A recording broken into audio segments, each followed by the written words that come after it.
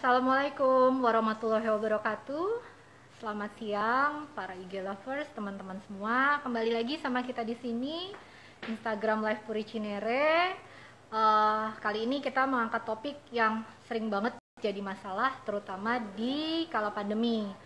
Karena mau nggak mau, keadaan pandemi ini membuat orang semua selama 2 tahun lebih harus kerja dari rumah. Nah, kerja dari rumah itu ada banyak timbul keluhan, banyak timbul permasalahan dari khususnya untuk otot dan sendi. Nanti kita tentunya akan kedatangan narasumber yang sangat kompeten dan ahli di bidang topiknya. Sebelum kita dan saya menyapa narasumbernya, perkenalkan saya dengan Dr. Iren dari Rumah Sakit Puri Cinere. Nah, kita akan mengangkat dan mengupas tuntas nih topik tentang akibat WFH yang dampaknya bagi otot dan sendi. Kenapa? Karena itu yang sering dikeluhkan. Saya sendiri sebagai dokter sering banget ketemu pasien yang bahkan hari ini pasien-pasien saya itu semua bermasalah dengan otot dan sendi akibat WFH selama 2 tahun, di mana udah ada penelitian nih, bahkan di tahun 2019 itu Unpad, FK Unpad itu sudah melakukan penelitian bahwa bekerja di rumah itu sangat memberikan dampak bagi otot dan sendi, kelelahan. Nah, terus ada pandemi di September 2021 bersama ILO dan WHO terdapat penelitian bahwa sebanyak 66% lebih, hampir 70% orang itu yang bekerja dari rumah, terutama yang full WFH, itu mendapatkan keluhan di persendian. Yang pertama adalah di sekitar pundak, bahu, lalu pinggang, dan ada juga yang di pergelangan tangan. Masing-masing bobotnya sama, sekitar 30-40%. Ya, tanpa berpanjang lagi, kita akan sapa narasumber kita, yaitu Dr. Yosi. Selamat datang, Dok. Dr. Yosi ini dokter spesialis ortopedi yang nanti kita akan ngobrol apa sih akibatnya WFH bagi otot dan persendian. Teman-teman semua, para pemirsa, para IG lovers semua, kalau mau nanya live boleh, di chat juga boleh sambil kita ngobrol lebih lanjut. Dokter Yosi, gimana kabarnya hari ini? Baik, sehat ya, Dok? Sehat, terima kasih Dokter Iren. Sehat saya ya. WFH, tapi kalau kita kan memang tetap harus makan. Iya, kalau kita nggak ada WFH ya, Dok, gitu ya. Orang bilang WFH ya kita masuk ya, Dok, ya gitulah. Okay, Jadi hari ini gitu, Dok, kita mau bahas, mau kupas tuntas dampak akibat WFH, terutama bagi otot dan sendi. Hari ini aja, Dok, saya nih sampai sebelum jam 2 kita ketemu nih, ada pasien saya 5 orang, semua keluhannya sama, Dok. Pundaknya sakit, lengannya sakit, akhirnya saranya ke pinggang, Dok. Gitu. Iya. Jadi bahkan dulu itu juga banyak, karena kan kita WFH buat teman-teman yang di luar nakes mungkin ya, WFH tuh udah 2 tahun, ada yang full WFH gitu kan. Jadi sering banget itu masalah persendian. Yang kedua tuh yang berikutnya itu masalah mata. Bahkan udah ada penelitiannya tuh, Dok. Betul. September 2021. Iya, secara psikologis juga ada problem ya, memang ya. Stres, jenuh katanya. Kalau teman-teman saya yang kerja WFH, stres, bosen, jenuh gitu kan, Dok, gitu. Ya. Gimana nih, Dok? Kira-kira nih kita ngobrol santai aja ya ini ya. Jadi memang kalau selama pandemi ini memang mau nggak mau untuk mengurangi penyebaran virus COVID-19, kita ada yang harus bekerja dari rumah, terutama yang bisa dikerjakan di rumah, yaitu biasanya pekerjaan yang memang di kantor. Nah, di situ ada perubahan yang mungkin sebenarnya tidak terasa tapi ternyata signifikan, yaitu adalah workplace, tempat bekerja, di mana kalau di kantor itu memang kantor itu memang yang ideal adalah tempat bekerjanya itu memang ergonomis gitu ya. Ergonomis dalam artian memang mejanya itu sudah dengan tinggi yang sesuai untuk bekerja ya, menggunakan laptop atau komputer yang tingginya memang juga sudah disesuaikan dengan masing-masing orangnya ya dok ya. Orang dengan posisi yang baik, ergonomis, sehingga untuk bekerja itu tidak paling tidak menurunkan risiko untuk penyakit atau keluhan di muskuloskeletal atau otot dan persendian. Nah, sedangkan kalau kita bekerja di rumah, otomatis kita secara mendadak harus membuat workstation, tempat bekerja yang apa adanya gitu ya, apa adanya gitu di rumah. Misalnya kita punya laptop, atau kita kadang malah mungkin santai gitu sambil tiduran gitu ya. Justru seperti itu yang pada akhirnya akhirnya akan memunculkan nih penyakit-penyakit yang mengganggu dari otot dan sendi kita gitu. Karena memang idealnya meja itu memang harus levelnya paling tidak sejajar gitu ya dengan elbow atau dengan siku. Kemudian kalau komputer, laptop itu paling tidak screen-nya itu satu level dengan mata kita gitu. Ya, nah, sedangkan di rumah kita punyanya seringnya adalah laptop ya. Karena memang desain laptop itu compact ya, bisa dibawa kemana-mana. Kompatibel lah dok ya. Kompatibel ya. Nah, sedangkan laptop itu antara screen dan keyboard itu kan mereka menyatu ya. Sehingga apabila kita meletakkannya tidak dengan posisi yang tepat, itu akan menyebabkan kita menunduk menunduk sehingga tulang belakang kita dari leher ke bawah itu tidak mendapatkan posisi netral atau posisi ergonomis seperti itu. Nah, kemudian selain itu juga keyboard itu kalau kita menggunakan meja yang terlalu tinggi misalnya, sehingga antara tangan, pergelangan tangan dan juga lengan bawah tangan kita itu sehingga tidak bisa lurus gitu, sehingga gantung gitu ya dok ya. Gantung dan akan bisa terjadi penekanan di beberapa tempat. Penekanan di beberapa tempat itu bisa menyebabkan sirkulasi darahnya jadi kurang baik ya. Kemudian misalkan kayak gini gitu ya dok ya, waktu lama dia begini gitu ya, atau dia lebih tinggi dia begini begini, kemudian jadi otomatis jadi nunduk. Nah, kalau nunduk ini kan otomatis otot di leher, otot di bahu ya, itu jadinya semuanya bekerja lebih keras tanpa kita sadari, karena dia secara natural itu otot akan berusaha mempertahankan tulang-tulang kita, postur tubuh kita ke posisi yang baik, yang netral ya. Seharusnya untuk mencegah misalnya degenerasi sendi ya, sendi di tulang belakang yang lebih cepat otot-otot tulang belakang, sehingga dia kalau misalnya ototnya sudah posisinya tidak baik, akan nantinya juga ototnya juga jadi bermasalah seperti itu. Kemudian selain itu juga memang betul tadi yang sudah disampaikan Dr. Iran, paling sering itu adalah leher ya, leher, bahu ya, upper extremity atau lengan ekstremitas atas ya, dari lengan bawah, pergelangan tangan itu memang paling sering ada keluhan. Kemudian back pain atau nyeri di punggung bawah, pinggang ya dok ya, pinggang belakang, karena memang posisinya akan jadi membungkuk gitu ya, membungkuk, sehingga dengan posisi yang membungkuk itu otot jadi bekerjanya lebih keras ya, lebih keras untuk mempertahankan posisi yang ideal untuk tubuh. Tujuannya kan memang untuk mempertahankan kesehatan tubuh itu sendiri ya.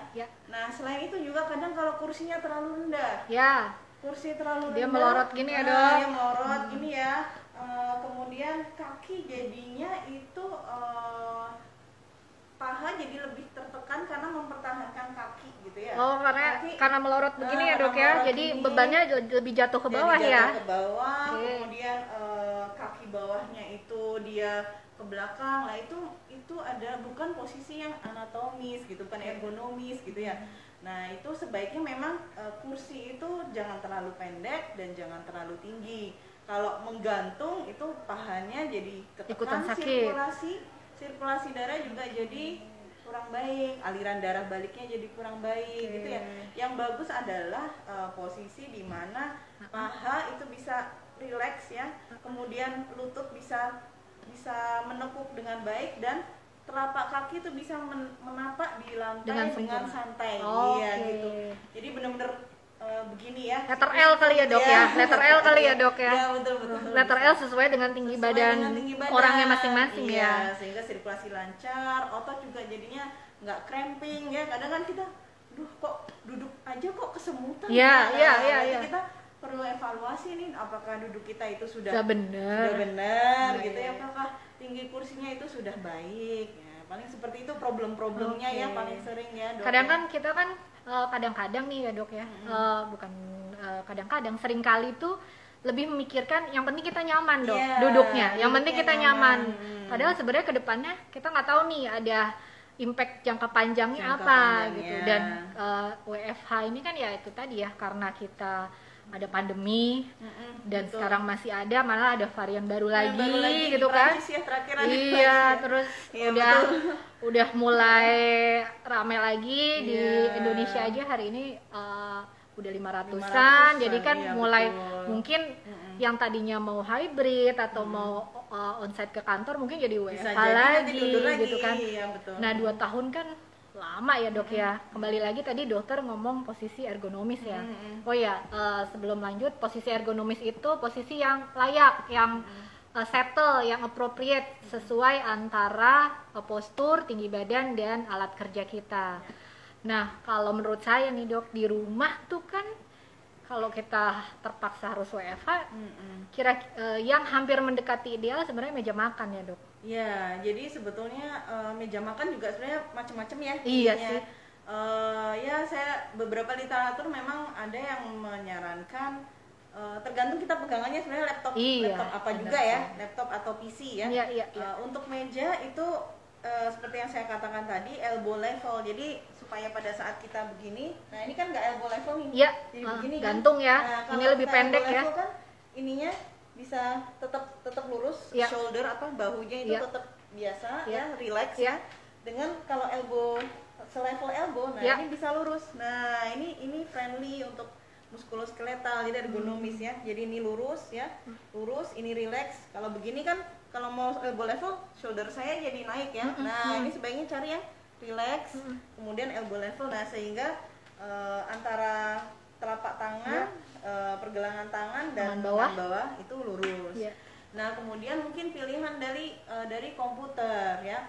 Kalau memang memungkinkan di rumah ada PC, itu akan lebih baik. Kenapa? Karena screen bisa eye level, keyboard itu bisa selevel dengan tangan gitu. Jadi antara keyboard dan screen itu terpisah. Nah apabila memungkinkan seperti itu. Bila tidak memungkinkan, mungkin bisa beli keyboard lain. Keyboard lain yang disambungkan dengan laptop kan ada Jadi nanti screennya, laptopnya bisa nih diganjel ya, pakai buku atau mungkin pakai meja kecil gitu ya, yang supaya yang meja lipat itu dok. Kan ada tuh yang semenjak pandemi kan mulai banyak tuh jual di toko-toko online itu toko ya, ada itu di toko A itu kan ada meja lipat tuh. Iya betul. Nah itu mungkin si keyboardnya taruh di bawahnya kali ya dok ya, biar dia sesuai ya. Di bawah, sedangkan layarnya ditaruh di meja itu ya, laptopnya di situ ya. Sehingga itu eye level, sehingga kita kalau melihat screen kita tidak perlu menunduk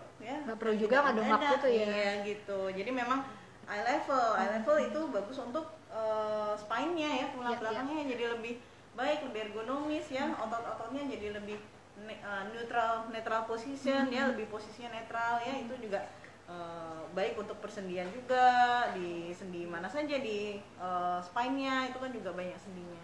Jadi sebenarnya kompleks ya dok, gara-gara WFH posisi yang salah tuh bukan cuman leher ya, bisa nyasar-nyasar menjalar sampai ke kaki, paha gitu ya. Misalnya yang tangan ini tadi tidak ergonomis, efeknya lama-lama ada iritasi di persendian, di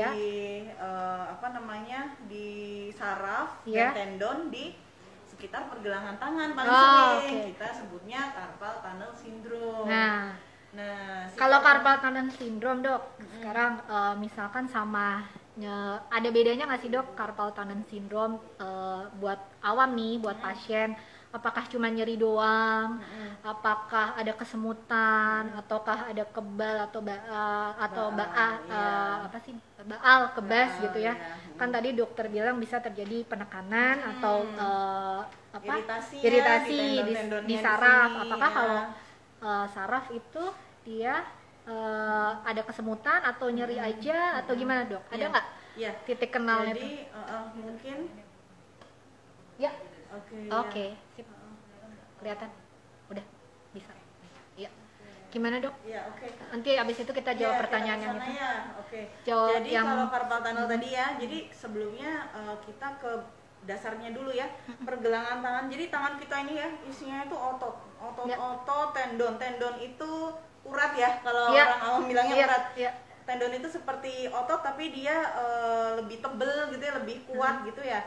Nah, supaya tangan kita itu bisa bergerak begini ini dia dibantu sama tendon. Nah, ini tendonnya tuh kesini yang ke jari-jari ya dok? Jari itu pakai tendon kecil-kecil, oleh sebab itu dia bisa bergerak begini. Nah, si tendon itu dalam melewati pergelangan tangan ini dia dibantu sama suatu jaringan suatu jaringan seperti sabuk gitu di sini, kayak disabukin gitu supaya dia nggak kemana-mana tendonnya, supaya dia bergeraknya itu bisa rapi gitu ya, sesuai ya dok. Nah, yang masuk ke dalam sabuk ini, sabuk ini kan jadinya kalau misalnya ini disabukin di sini jadi ada terowongan. Nah, itu si tunnel itu terowongan itu di sini.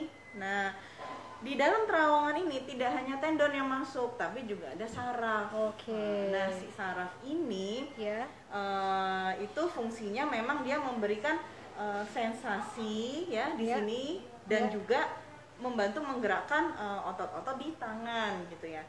Nah, kalau si saraf ini kejepit, misalnya ketekannya ada peradangan di dalam sini nih. Peradangan ini disebabkan karena gerakan terus-menerus, penekanan, gerakan terus-menerus sehingga ada peradangan di sini.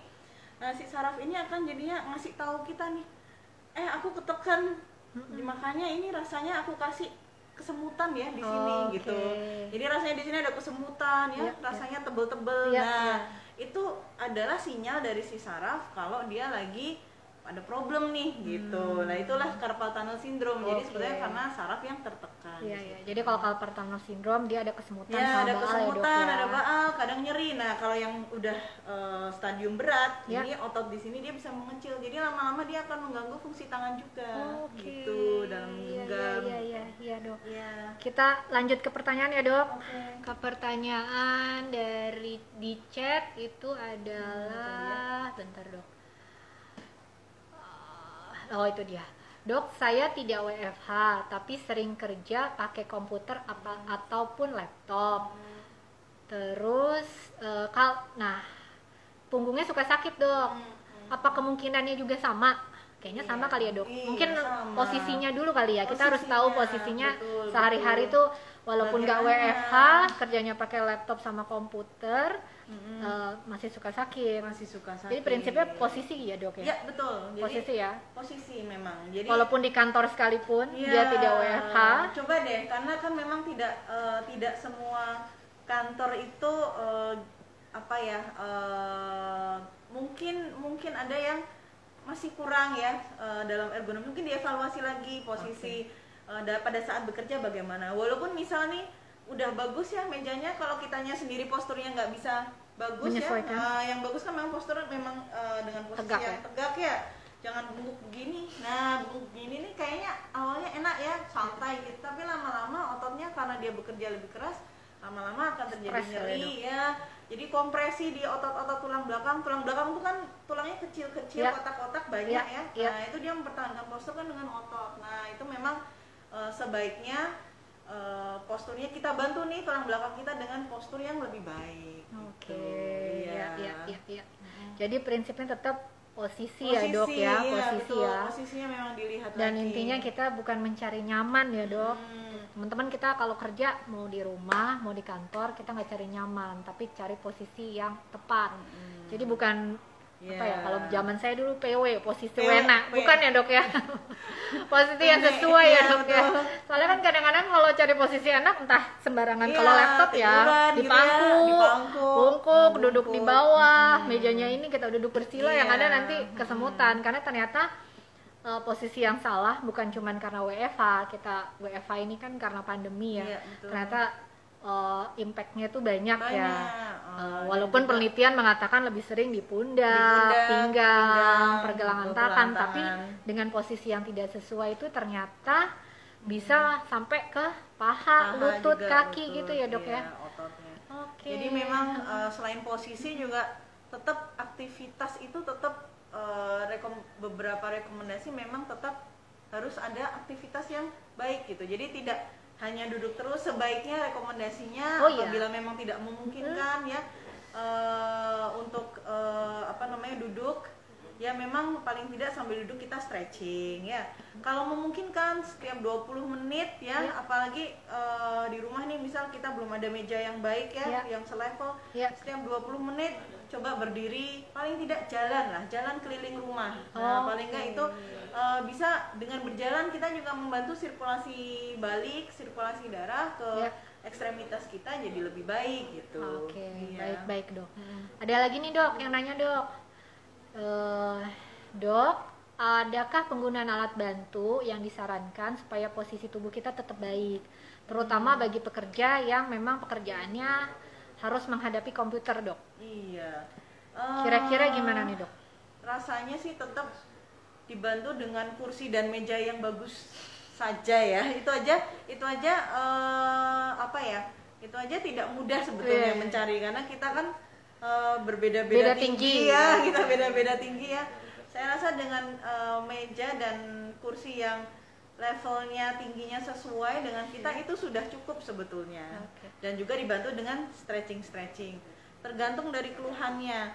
Misalnya memang keluhannya itu di punggung gitu ya, misalnya di tulang belakang gitu, di bawah, di punggung bawah, bisa sambil stretching, latihan kekuatan otot punggung. Nah, jadi gimana dok caranya? Jadi memang untuk mengatasinya enggak kan dok?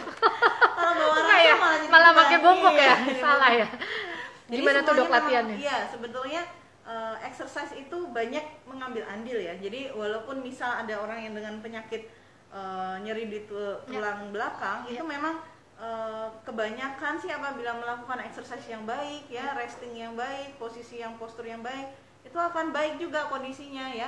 Jadi misalnya kalau tulang belakang kita sebenarnya intinya dari exercise adalah stretching dari tulang belakang itu sendiri. Jadi stretching untuk bungkuk ya, tapi dengan repetisi ya, diulang gitu ya. Atau dan juga dengan tegak, sangat tegak. Nah, itu prinsipnya sebetulnya itu fleksi ya, kalau kita bahasa medisnya dengan fleksi dan ekstensi. Nah, itu ada beberapa cara sih sebetulnya, misal dengan untuk fleksi tiduran ya, dengan posisi tiduran menghadap atas ya. Kemudian kaki ditarik, dipeluk. Nah, itu begini ya, dipeluk, kaki dipeluk. Nah, itu dengan fleksi atau dengan menepuk punggung bisa dilakukan. Misal dihitung 8 kali istirahat, 8 kali istirahat, 1, 2, 3. Itu contohnya. Jadi kalau memang dan semua itu tergantung kemampuan ya, karena memang kalau sudah terjadi penjepitan saraf ya itu nanti latihannya perlu dengan bimbingan sih, seperti itu, tapi mungkin dengan bimbingan. Jadi mungkin bisa konsultasi ke dokter. Oke dok, ini ada lagi pertanyaan, cuman kayaknya agak kurang jelas, nggak ada lanjutannya. Dok, saya mengalami saraf kejepit di kedua pergelangan tangan. Mungkin maksudnya CTS tadi CTS mengalami saraf kejepit di kedua pergelangan tangan, CTS. Mungkin maksudnya kita, saya tadi pertanyaannya yang kejepit di pergelangan tangan. Nah, ditambahin lagi nih, jari-jari tangan saya sudah mulai berkerut mengecil dari ibu jari sampai tengah. Disarankan untuk operasi. Dan sekarang jari-jari tangan saya sering sakit ya. Gimana dok kalau udah kayak gitu dok? Jadi memang udah sampai mengecil ternyata. Iya, jadi carpal tunnel syndrome itu sendiri memang ada derajatnya ya. Ada derajatnya. Penjepitan saraf itu kalau masih awal semakin cepat dia ditangani, semakin baik hasilnya. Karena kerusakan saraf itu saraf itu termasuk yang susah untuk sembuh ya sebenarnya ya. Sebenarnya dia susah kalau terjadi cedera saraf, memang dia termasuk yang susah sembuh.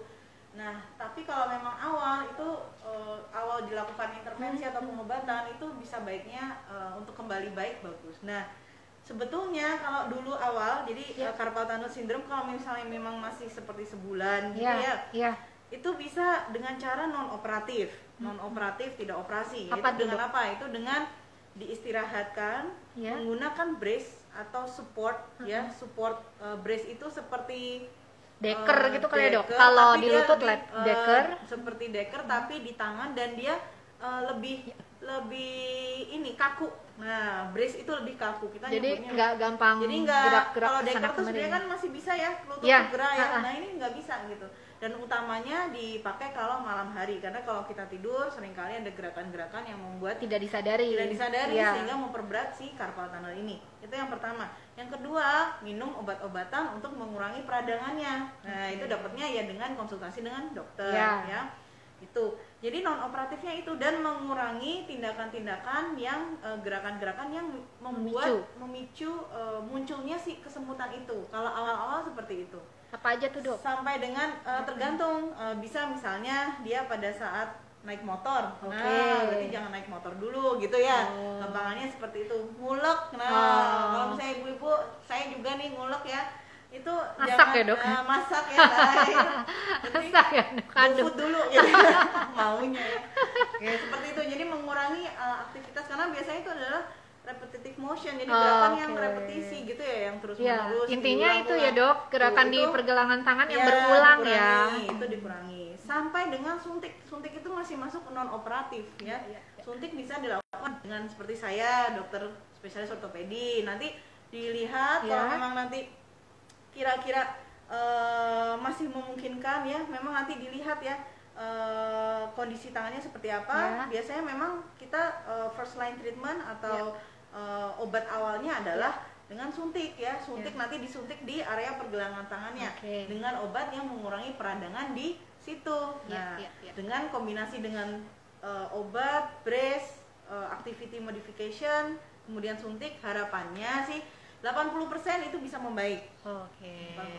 Namun pada kasus ya yang seperti yang tadi dipertanyakan udah mengecil, atrofi ya, atrofi otot-otot di sini biasanya ya.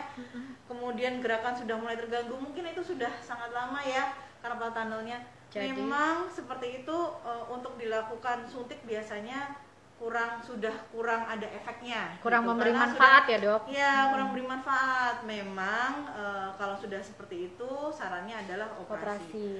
Namun memang kalau jadi seperti yang tadi saya bilang kembali lagi bahwa saraf kalau sudah terjadi penjepitan terlalu lama, kembali fungsi normalnya itu akan lama gitu. Jadi memang itu jalannya adalah dengan operasi. Nanti dengan operasi ini dibebaskan ya di sini yang tadi sabunnya dibebaskan, kemudian dibebaskan juga saraf-sarafnya itu yang menjepit di sarafnya. Nah, cuman memang harus sabar karena walaupun sudah dengan operasi itu biasanya akan sangat lama penyembuhannya dan bisa sampai dengan tidak bisa kembali lagi fungsi sarafnya. Gitu. Jadi kompleks ya dok, berat ya. Memang sebaiknya sih dari awal ya, sejak dini ya udah langsung diperiksain ya, bisa konsul ya, tidak nyembuh coba konsultasi lagi. Iya, dengan seperti itu. Oke, gitu, dok, ada lagi nih dok. Dok, kira-kira berapa lama maksimal kita duduk dengan posisi yang sama saat bekerja? Iya, kalau rekomendasinya memang kita setiap 20 menit harus 20 menit ya? Iya, sebenarnya rekomendasinya setiap 20 menit kita harus stretching. Ya. Kita memang sebetulnya kalau bisa 20 menit kita paling tidak berdiri ya, jalan muter ya. Ada telepon lah, itu kesempatan. Saya telepon dulu lagi meeting ya. Maaf saya angkat telepon dulu lah. Begitu telepon langsung. Berarti ada telepon tuh adalah tanda kita jalan. Harus istirahat. Harus jalan, istirahat dari duduk gitu ya. Berarti kalau meetingnya monoton, izin dulu kali ya dok ya, gitu. Jalan. Interupsi dulu ya, gitu ya. Sebenarnya rekomendasinya seperti itu 20 menit. Oke. Masih dari pertanyaan lanjutan, satu lagi nih dok, katanya kalau kita sering itu loh dok, kepala digini-gini loh dok, kretek-kretekin kepala. Kalau pegel kan kadang-kadang orang tuh suka refleks ya, pegel gitu dikretek-kretekin. Kira-kira itu bahaya nggak dok? Iya, jadi sebenarnya tergantung kekuatannya ngeretek-ngeretek sendiri ya. Kalau kekuatannya biasa aja sebetulnya dia nggak bahaya karena itu sebetulnya adalah bunyi dari jadi kalau kita itu tulang bunyi, belakang itu tulang belakang itu kan kotak-kotak gitu ya bentuknya ya kalau lihat di gambar-gambar ya di internet ya. Di antara si kotak-kotak ini ada bantalan sendi. Nah, itu bunyi di bunyi situ, si kretek itu dari bunyi dari bantalan sendi itu gitu. Jadi memang kayak beradu gitu kali ya, Dok? Iya, kayak beradu gitu ya. Jadi memang kalau misalnya santai-santai aja ngeleteknya sih oke lah, nggak masalah. Tapi kalau dikretekin orang apalagi, kalau saya sih lebih baik hati-hati ya, jangan dikretekin orang gitu. Oke, Dok, jawab lagi sebelum saya tanya lanjutin yang kretek-kretek tadi. Dok, bila udah dioperasi pada pergelangan tangan yang tadi nih, kayaknya yang CTS, Dok, akankah keluhan atau penyakit yang itu tadi yang setelah dioperasi bisa muncul lagi nggak tuh, Dok? Iya, dioperasi masih bisa muncul ya. Yang namanya, karena kenapa sebetulnya penekanan terhadap saraf itu kan tidak hanya murni dari si sabuk ini ya, tapi bisa macam-macam sebetulnya ya. Misal ada patah tulang, kemudian di situ muncul tulang yang tumbuh ya, kemudian dia menekan si saraf mungkin ya. Jadi tergantung penyebabnya si ketekannya itu apa gitu. Tapi harapannya sih dengan dioperasi, resiko paling sering kan, jadi kan memang penyebabnya itu kan secara penelitian tuh paling banyak ini gitu ya. Kalau kita sudah coba dengan membuka si sabuknya tadi, kemudian membersihkan sarafnya dari yang kira-kira menjepit, karena kan selubung saraf kan juga ada selubungnya. Nah, kalau itu selubungnya juga kita bersihkan gitu ya, kita perbaiki lah, harapannya sih memang nggak muncul lagi. Tapi kalau saya mau bilang 100% nggak muncul lagi, rasanya itu masih mungkin gitu ya, masih mungkin ada gitu. Tapi mungkin penyebab yang lain. Baik. Oke, sedikit saya nyambungin si kepala yang dikretek-kretekin tadi tuh, Dok. Kan katanya nggak boleh dikretek-kretekin terutama sama orang.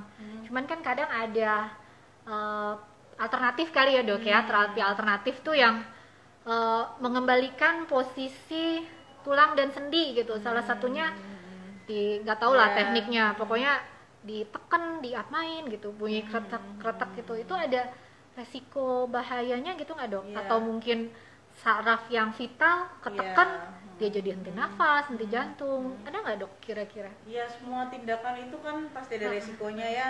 Operasi juga tetap ada resikonya, operasi tetap ada resiko, justru cedera sarafnya tetap ada, cedera saraf sampai dengan infeksi ya.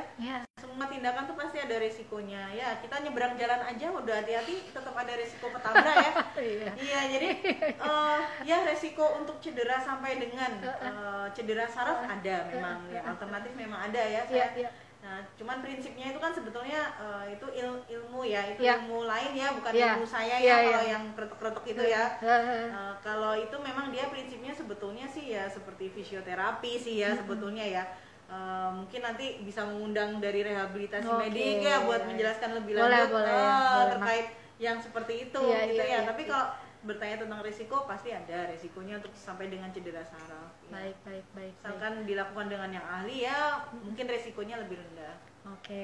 Balik lagi nih, Dok, mau WFH atau kerja dari kantor, menurut dokter rekomendasinya apakah dua-duanya antara meja dan kursi, ataukah kita lebih mending nyediain kursi yang adjustable, yang bisa naik turun? Kadang kan mungkin kalau saya mikirnya kalau meja kan dia rigid ya, Dok, maksudnya bentuknya begitu, kalau kita naik turun dan kayaknya rada susah nyari meja yang bisa dinaikin turun. Menurut dokter yang lebih baiknya benar-benar disesuaikan meja dan kursi, atau pilihan kedua kalau memang meja sudah begitu kita cari yang adjustable chair, jadi yang sesuai tinggi badan si orang itu, Dok. Gimana, Dok? Kalau saya sih tetap meja dan kursi. Meja dan kursi ya. Kalau misalnya meja segini, kursinya dinaikin, kakinya rileks, tangannya gantung. Tetap aja ya, Dok. Tangannya pas, tapi kakinya cramping karena sirkulasinya nanti nggak lancar. Jadi memang sebetulnya meja dan kursi. Idealnya tetap dua-duanya ya, Dok ya. Tetap dua-duanya. Karena bisa berpengaruh satu sama lain ya. Iya, betul.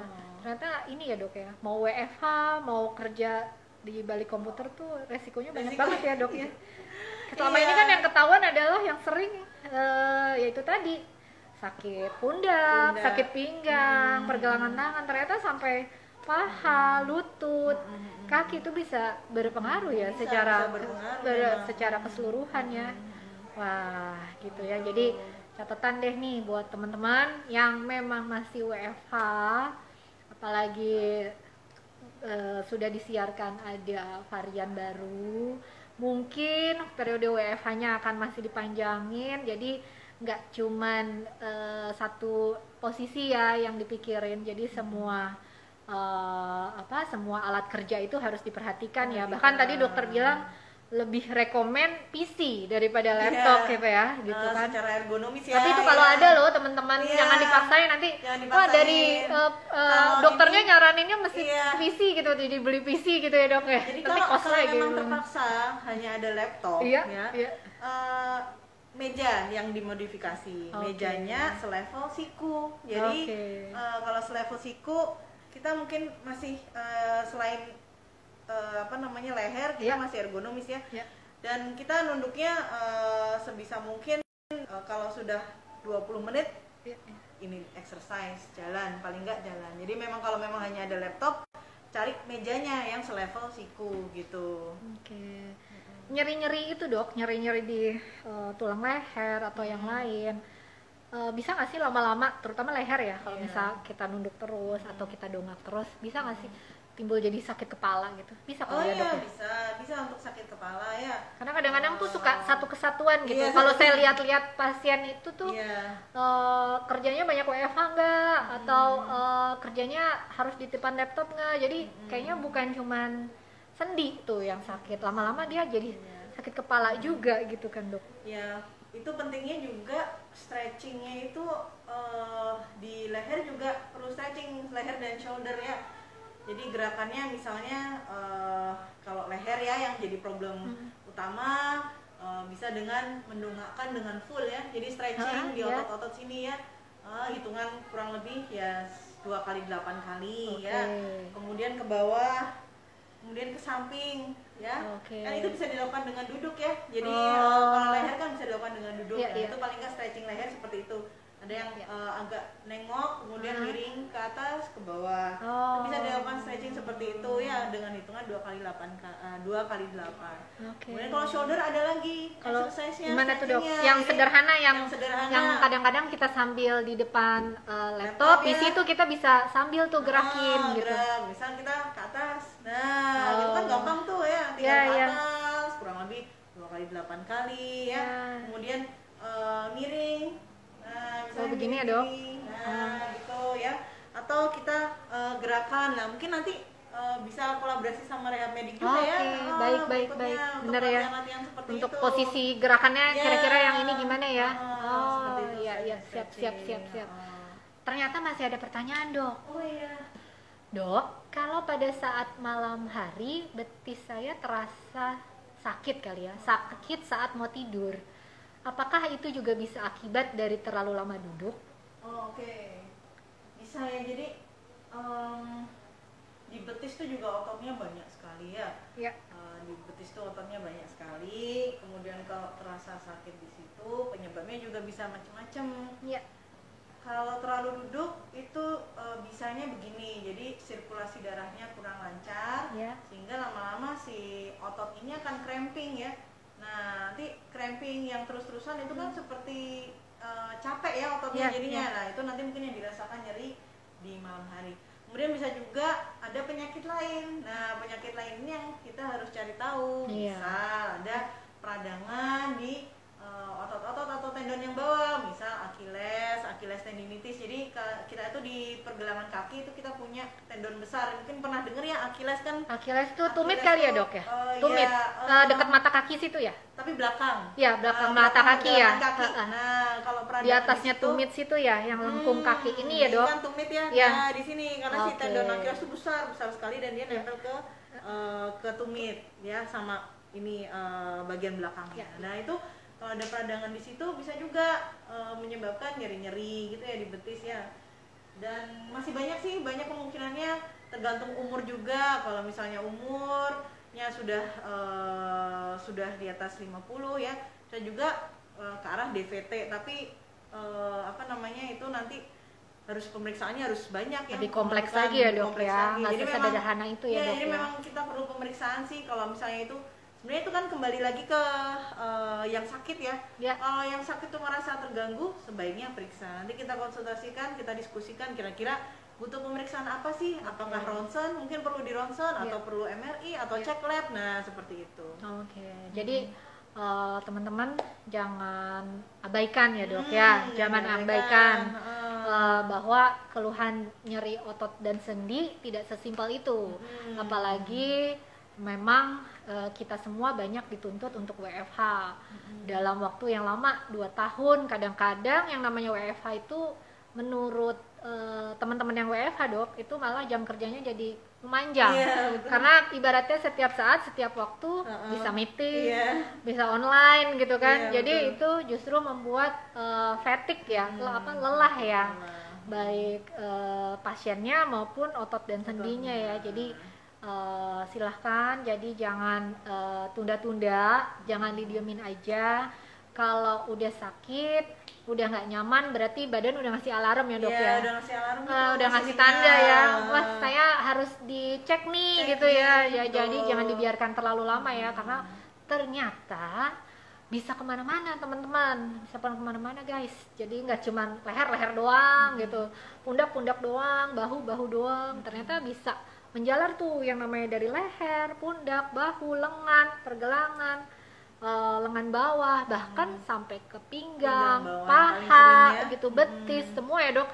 Jadi satu badan ya dok, ujung-ujungnya ya. Iya betul. Pentingnya postur yang baik ya. Jadi malah ujungnya satu badan ya. Jadi intinya adalah kita mencari posisi yang sesuai, bukan posisi yang nyaman. Karena kalau nyaman sesaat ya dok, sembarangan duduk bersila, tiduran, laptop di pangku, atau bahkan sambil begini gitu ya, itu yang ada nanti malah kemana-mana nih. Gitu deh dok, kira-kira itu nih dok. Yang apalagi ya dok, ada lagi selain masalah yang sering pengalaman dokter? Paling sering ya paling itu ya, terutama pada saat WFH tuh ini paling punggung bawah ya. Untuk punggung bawah itu memang kalau hanya nyeri saja paling sering sih otot ya, memang paling sering problemnya itu otot spasme, karena kan kita posturnya nggak bagus tadi, sehingga si otot bekerja lebih keras ya untuk mempertahankan postur yang baik untuk tubuh. Nah nanti lama-lama dia jadi spasme. Nah itu yang paling sering kaku ya dok? Ya kaku, paling sering itu kita temui ya di poli ya. Nah si spasme ini nanti akan mempengaruhi, jadi yang namanya tulang belakang tuh dia punya kurva ya, punya kurva sendiri ya. Nah nanti jadinya dia mengganggu si kurva dari bentuk tulang belakang, kelengkungan tulang belakang, kelengkungannya jadi terganggu. Nah kalau lama-lama ya, kalau ototnya itu nggak kuat, otomatis beban di sendi-sendi di tulang belakangnya dia jadi berat.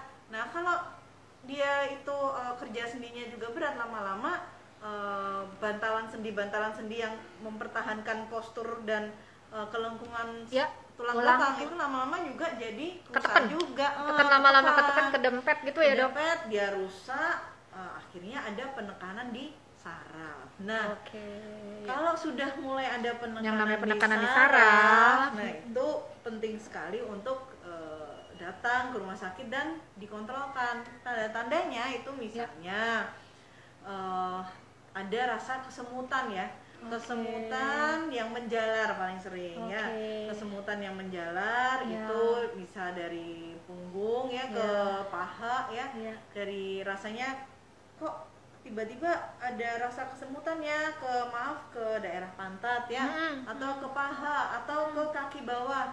Nah itu rasa kesemutan, rasa nyeri yang menjalar seperti itu bisa dikarenakan ada saraf yang terjepit gitu di tulang belakang. Nah, untuk obatnya bagaimana? Sebetulnya sih kita tetap awal-awal kita tidak operasi dulu, tapi kita perlu menegakkan nih apakah betul ada saraf kejepit. Nah, itu pentingnya, karena kalau memang ada saraf kejepit berarti kita obatnya harus lebih agresif kan, Oke.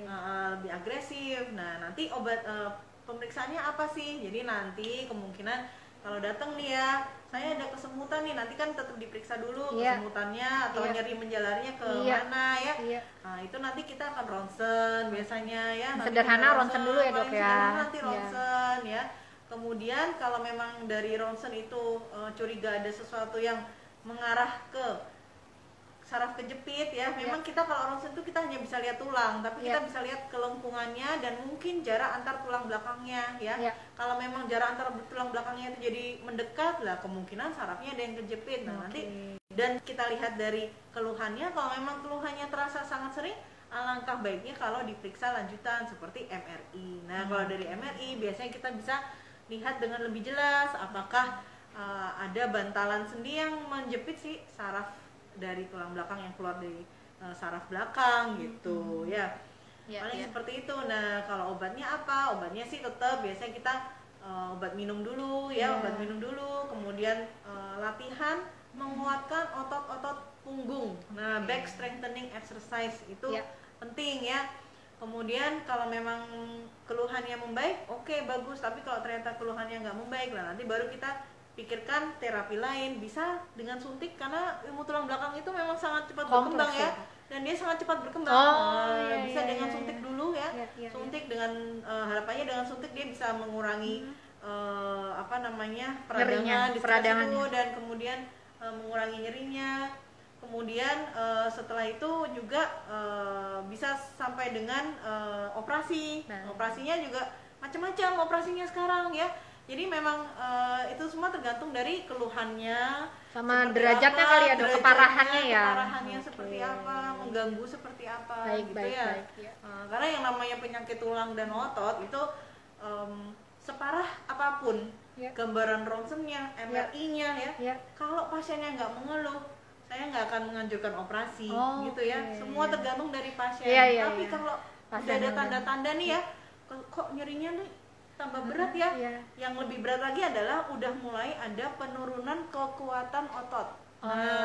Kalau udah mulai ada penurunan kekuatan otot, wajib banget itu untuk datang ke rumah sakit. Karena apa?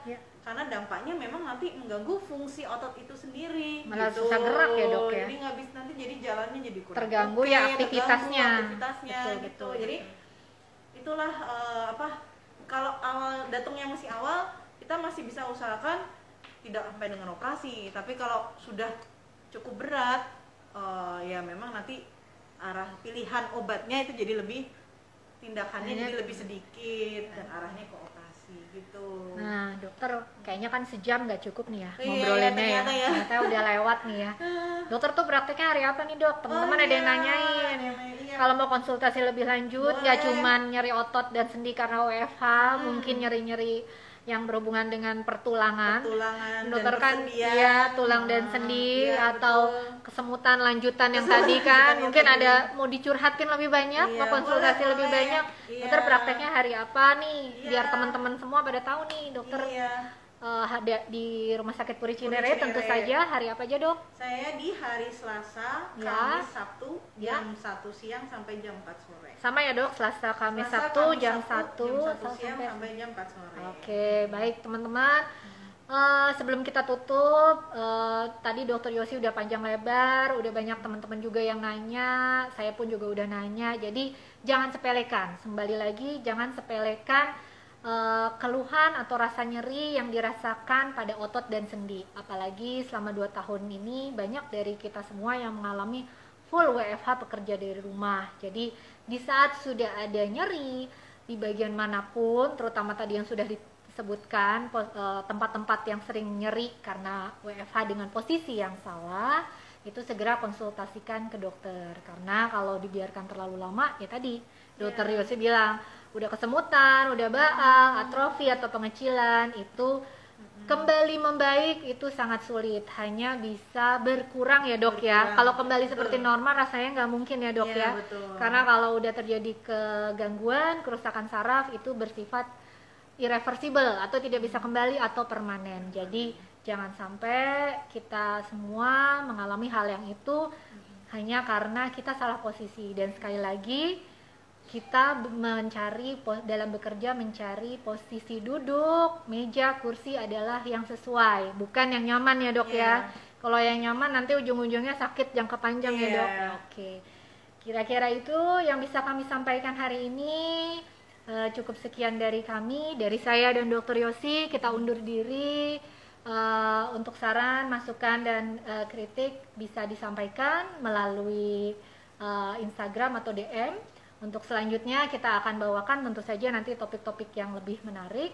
Tadi Dr. Yosi udah kasih masukan, nanti kita kolaborasi sama tim fisioterapi untuk membahas masalah postur, nyeri, otot, dan sendi. Betul, itu. Sekali lagi sebelumnya terima kasih Dr. Yosi atas kehadirannya. Insya Allah kita semoga sehat lalu. Amin. Sampai bertemu di acara live selanjutnya. Assalamualaikum warahmatullahi wabarakatuh. Selamat siang, dah.